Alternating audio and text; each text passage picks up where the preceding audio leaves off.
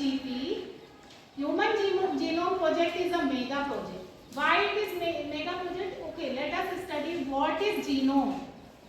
Genome is the complete set of genes present in a cell or in a living organism. So, total number of genes present in any body is called genome. So, the scientists of US Department of Energy and National Institute of Health launched this project in 1990 and it was till 2003 for 13 years. Later on, Walmart Trust of United Kingdom also joined in this project. So they discovered that human genome contains 3 billion of base pair. Okay, why it is mega project? Because $9 billion US dollar were expended in this project and 3 billion base pair were studied which are present in the human body, and so many scientists were involved in it. Lot of data was stored and collected. Suppose all these genome or gene will stored in 100 pages and each page has 1000 letters. So in this way 3300 books can be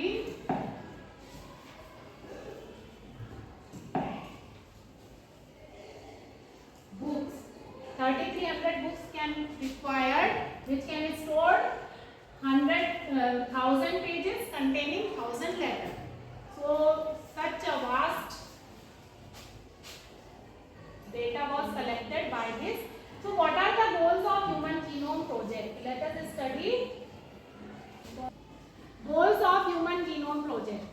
The goals are to identify all the genes present in human DNA and later on to sequence them.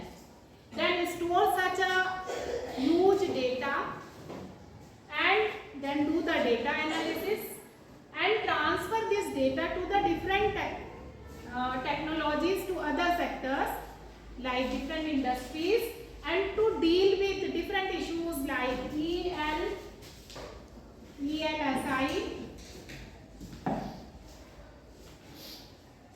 ethical, legal and social issues also they deal while doing this project. Now children, may I know why this project is known as mega project? Who will tell me that Human Genome Project is mega project?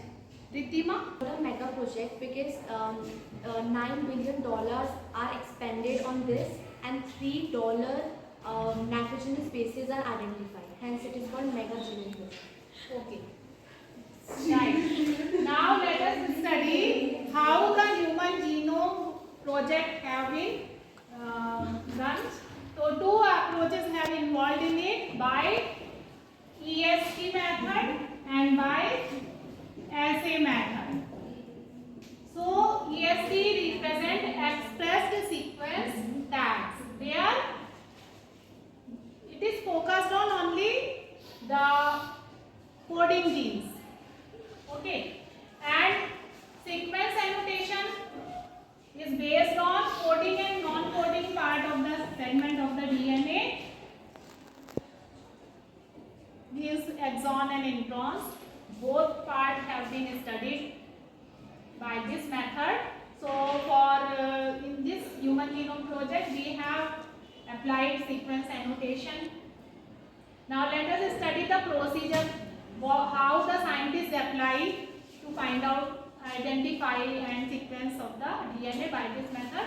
So very first they have isolated the DNA from human body, then they convert into this DNA into fragments by restriction endonuclease enzyme, which is a molecular scissor. Then it is fused in a BAC, means what? Bacterial bacterial artificial chromosome and yeast artificial chromosome. They fused the DNA, and later on these cells were amplified in the bacterial and yeast body, and then by Frederick Sanger method this DNA was sequenced. Okay, means in sequence it is arranged. Then later on it is overlapped, and at the end the alignment was done in this way. So all these are the methodology or process.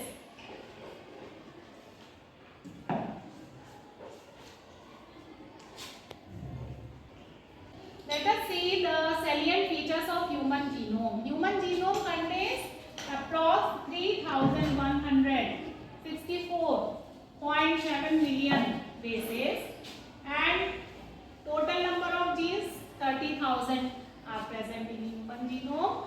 Average gene consists of 3,000 bases, and the largest gene contains 2.4 million bases, which is present in muscular dystrophy gene, which is present on X chromosome. Okay, and the smallest number of genes are present in Y chromosome, 231 only. Later on, scientists find out that in chromosome 1 also have large number of genes, 2,968. That's why this project was extended till 2006 to sequence these genes. And 99, very interestingly, 99.9 nucleotide bases are similar in all the people. We all have similar nitrogenous bases. Only 0.1% bases are different, which make the person or individual very different or unique because of the 0.1% of bases.